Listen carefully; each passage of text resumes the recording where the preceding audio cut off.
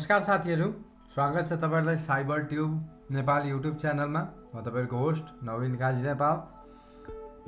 के तपाईले अहिलेसम्म डीपसीकलाई अफलाइन चलाउनु भएको छ?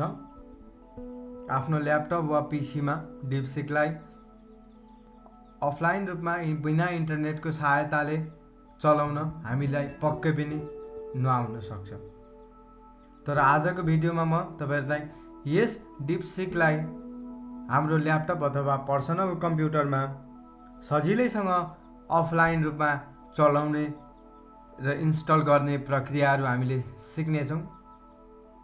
आजको भिडियोमा म तपाईलाई चरणबद्ध रूपमा चाहिँ तपाईलाई स्टेप बाइ स्टेप कसरी डाउनलोड गर्ने र यसको शिक्षण सिकाइमा अथवा अन्य विधामा डीपसीकको उपयोगिताहरू यसको बारेमा जान्नेछौँ।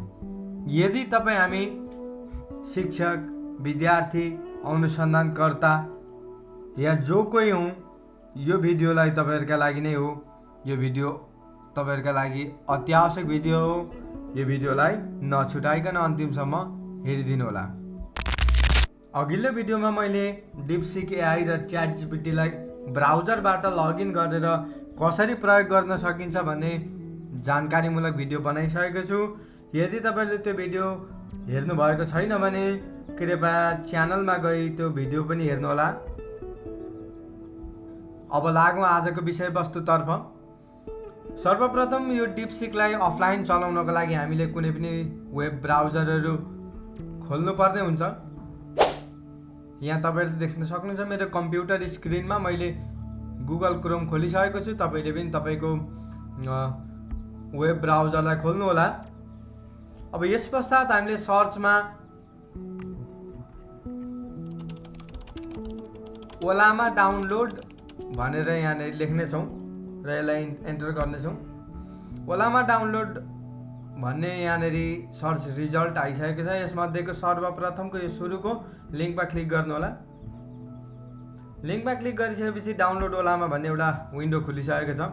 यसमा हामीले हाम्रो प्लेटफर्म अनुसार हाम्रो डिभाइसको platform if we are using Mac then we can select Mac, Linux and Windows। मैले अहिले विन्डोज डिभाइस चलाइरहेकोले गर्दा मैले विन्डोज सेलेक्ट गरेको छु। तपाईले तपाईको डिभाइस अनुसार सेलेक्ट गर्नु होला। डाउनलोड फर विन्डोजमा क्लिक गर्छु म। यतापट्टिको विन्डोमा हाम्रो ओलामा सेटअप डाउनलोड हुनेवाला छ। कृपया केही क्षण प्रतीक्षा गर्नु होला।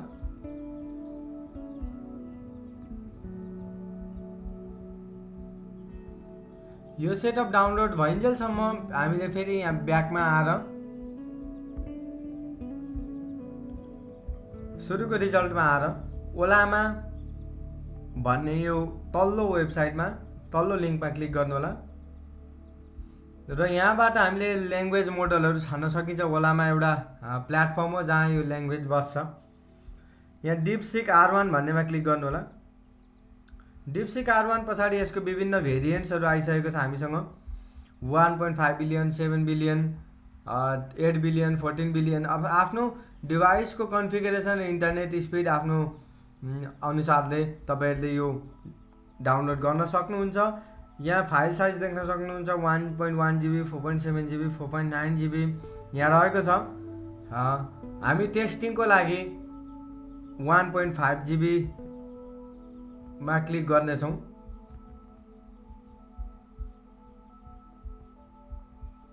तपाईहरुले यो जति ठुलो मेगाबाइटको जति ठुलो फाइल डाउनलोड गर्नुभयो त्यति नै राम्रो यसको रेस्पोन्सहरू हुन्छ।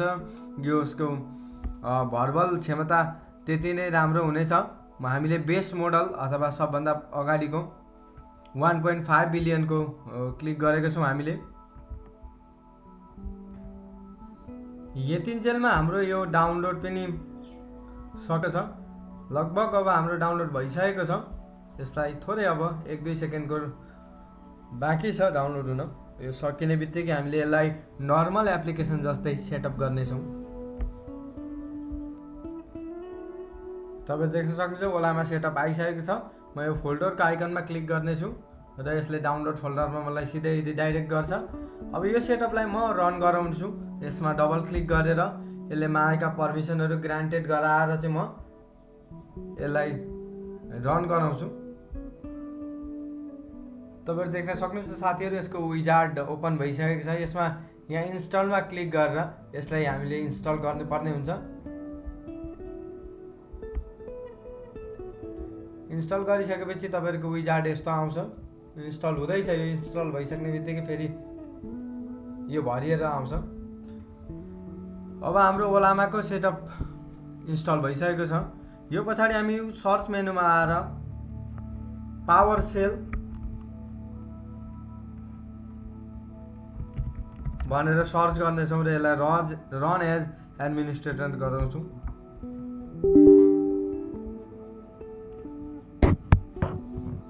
अब यहाँ हाम्रो आइसकेको छ, पावर सेल खुलिसकेको छ।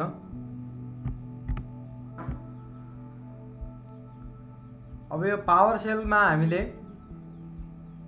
यहाँ अगाडि हामीले गुगल क्रोमबाट ल्याउँदाखेरि यहाँनिर एउटा यसको ओलामा रन डीपसीक -R1 भन्ने एउटा यहाँ कमान्ड छ। यो कमान्डलाई हामी यहाँबाट कपी गर्नेछौँ। फेरि कपी गरेर हामीले यसमा पेस्ट गरेर यो कमान्डलाई रन गराउँछौँ। यसले अब हामीलाई केही क्षणमा हाम्रो फाइललाई डाउनलोड गराउँछ। अब अहिलेको हामीले कपी गरेको कमान्डलाई यहाँ पेस्ट गरेँ। अब यसले यहाँ केही समय लिने रहेछ। 1.1 GB को डाटा यसले यताबाट डाउनलोड गर्ने रहेछ र केही समय प्रतीक्षा गर्नुपर्ने हुन्छ। देख्न सक्नुहुन्छ यो तीव्र गतिमा यसले डाउनलोड लिइरहेको छ। अब केही समय पश्चात यसले डाउनलोड गरिसक्ने रहेछ।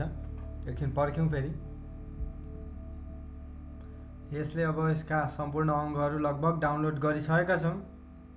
अब यो डाउनलोड भइसकेपछि हामी एकपल्ट यसलाई इन्टरनेट अफ गरेर अफलाइनमा चल्छ कि चल्दैन भनेर फेरि हेर्नेछौँ। अनि फेरि कसरी ओपन हुँदो रहेछ, चलाउने बेलामा कसो गर्नुपर्दो रहेछ भनेर फेरि हेर्छौँ।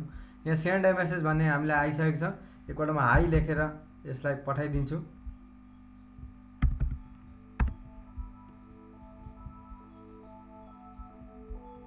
यसले लेखिसकेको छ। What's the weather today.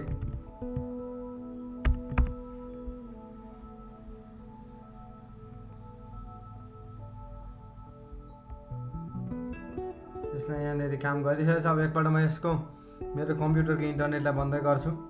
Wifi मैले अफ गरेँ। अब यसलाई म आदेश दिनेछु।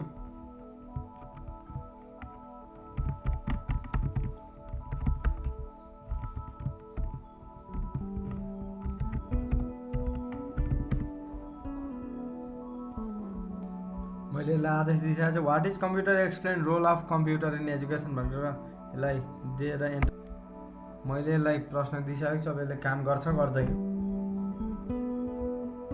यसले काम गरिसकेको छ। अब जति हामी ठुलो फाइल हाल्छौँ 7 बिलियन 8 बिलियन, अब यहाँ देख्न सक्छौँ हामी यहाँनिर 32 बिलियन 70 बिलियन जति ठुलो फाइल साइज हाल्दै गर्दा यसले उति नै रिजनेबल एन्सरहरू दिने रहेछ। यहाँनिर हामीले सबभन्दा माथिको बेस मोडल भनौँ न 1.5 GB को हालेको थियौँ र यसले 1.5 GB अनुसारको यसले आफ्नो कामलाई निभाएको छ। हामीले यदि यसमा चाहिँ ठुलो एमाउन्टको चाहिँ जस्तै 7 बिलियनको 8 बिलियनको 14 बिलियनको 9 GB 4.9 GB यो बराबरको हामीले यसमा इन्स्टल गरेको भए यही बराबरको यसले रिजन दिन्थ्यो। यो पनि हाम्रो लागि अति नै आवश्यक हुन सक्छ। यो रहेको छ डीपसीक एआई को ब्राउजरको चाहिँ इन्टरफेस। अब कुरा गरौँ यसको शिक्षण सिकाइमा यसको प्रयोगहरू के प्रयोग लिन सकिन्छ त डीपसीक एआईबाट भन्दाखेरि हामीले शिक्षकहरूले यसलाई प्रश्नपत्र पनि बनाउन सक्नेछौँ। जस्तै म यहाँनिर एउटा नेपाली भाषाबाट मैले यसलाई एउटा काम दिएको छु। नेपाली भाषामा एउटा अनुच्छेद लेखी त्यससँग सम्बन्धित प्रश्नहरू बनाऊ भन्ने। हेरौँ यसले प्रश्न बनाउँछ कि बनाउँदैन।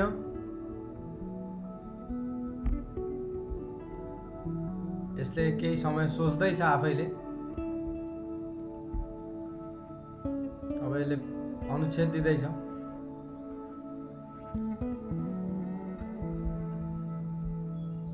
तपाईहरु देख्न सक्नुहुन्छ यसले गजबको एउटा अनुच्छेद लेखेर त्यससँग सम्बन्धित प्रश्नहरू पनि दिइसकेको छ।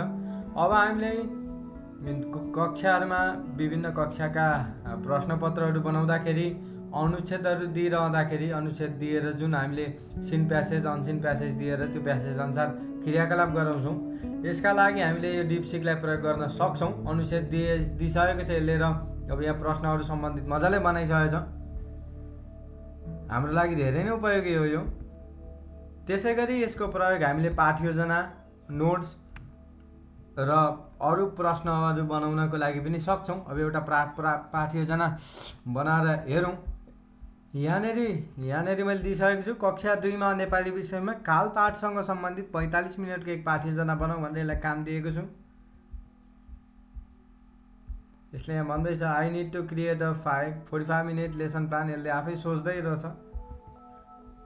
हामीले देख्न सक्छौँ यसले नेपाली भाषाको कक्षा शिक्षणको लागि कक्षा विषय समय अवधि समेत तोकेर